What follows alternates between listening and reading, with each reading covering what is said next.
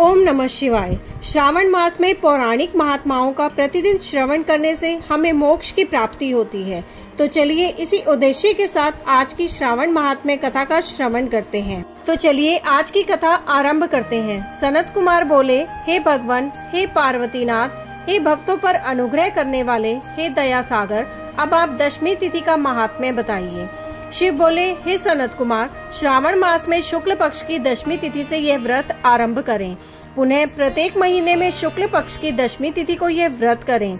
इस प्रकार 12 महीनों में इस उत्तम व्रत को करके बाद में श्रावण मास में शुक्ल पक्ष की दशमी तिथि पर इसका उद्यापन करें।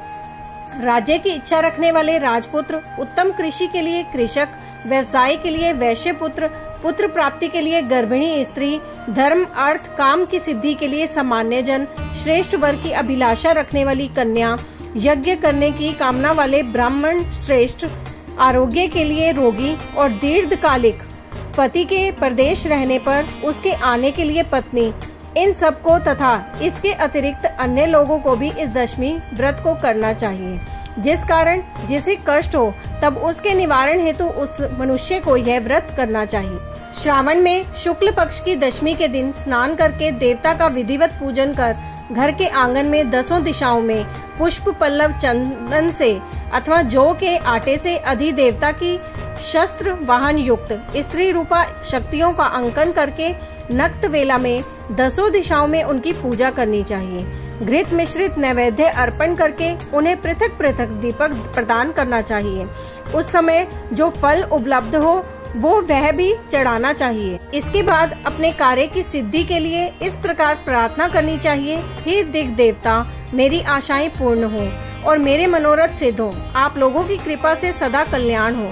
इस प्रकार विधिवत पूजन करके ब्राह्मण को दक्षिणा देनी चाहिए। शिव कहते हैं कि इसी क्रम से प्रत्येक महीने में दशमी तिथि का व्रत सदा करना चाहिए और 1 वर्ष तक करने के अनंतर उद्यापन करना चाहिए। अब पूजन की विधि कही जाती है। सुवर्ण अथवा चांदी अथवा आटे से ही 10 दिशाओं को बनवाएं। उसके बाद स्नान करके भली भांति वस्त्राभूषण से अलंकृत होकर बंधु बांधवों के साथ भक्तिपूर्ण मन से 10 देवताओं का पूजन करना चाहिए। घर के आंगन में क्रम से इन मंत्रों के द्वारा दिग् देवताओं को स्थापित करें। इस भवन के स्वामी और देवताओं तथा दानवों से नमस्कार किए जाने वाले इंद्र आपके ही समीप रहते हैं। आप इंद्री नामक दिग् देवता को नमस्कार है। हे आशे, अग्नि के साथ परिग्रह होने के कारण आप अग्नेयी कही जाती है। आप तेज स्वरूप तथा पराशक्ति हैं, अतः मुझे वर देने वाली हो। आपका ही आश्रय लेकर वे धर्मराज सभी लोगों को दंडित करते हैं, इसलिए आप संयमनी नाम वाली हो। हे यामे, आप मेरे लिए उत्तम मनोरथ पूर्ण करने वाली हो। हाथ में खड्ग धारण किए हुए मृत्यु देवता आपका ही आश्रय ग्रहण करते हैं, अतः आप निर्ऋति रूपा हो।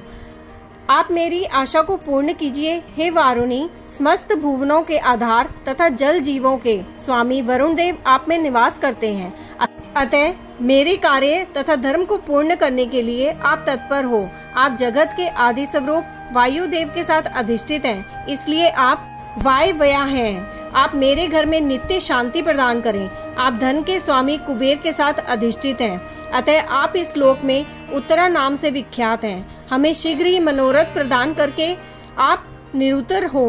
हे ऐशानी, आप जगत के स्वामी शंभु के साथ सुशोभित होती हैं। हे शुभे, हे देवी, मेरी अभिलाषाओं को पूर्ण कीजिए। आपको नमस्कार है। आप समस्त लोकों के ऊपर अधिष्ठित हैं, सदा कल्याण करने वाली हैं और सनक आदि मुनियों से घिरी रहती हैं। आप सदा मेरी रक्षा करें।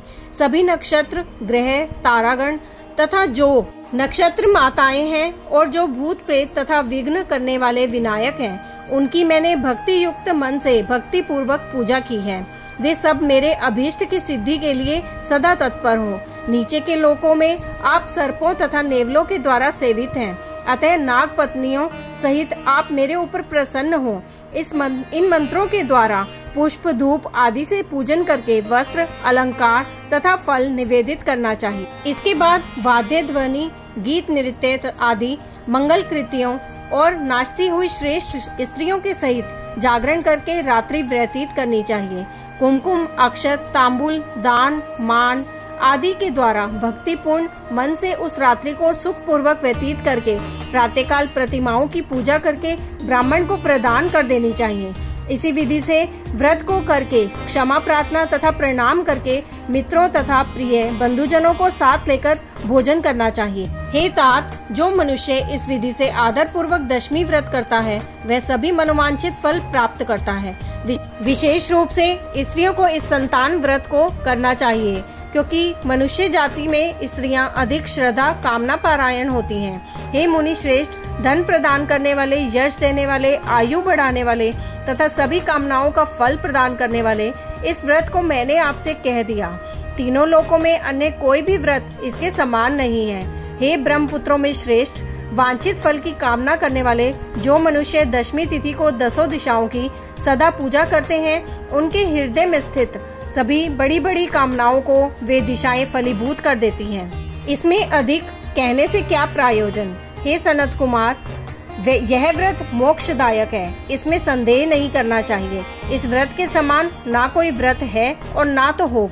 इस प्रकार श्री स्कंद पुराण के अंतर्गत ईश्वर सनत कुमार संवाद में श्रावण मास महात्म्य में आशा दशमी व्रत कथन नामक 18वां अध्याय पूर्ण हुआ। ऐसे ही आगे के अध्याय और कथा सुनने के लिए आपके अपने चैनल एस्ट्रो नॉलेज को सब्सक्राइब कर लीजिए, ताकि आने वाली वीडियोस के नोटिफिकेशन आपको मिल सकें। ओम नमः शिवाय।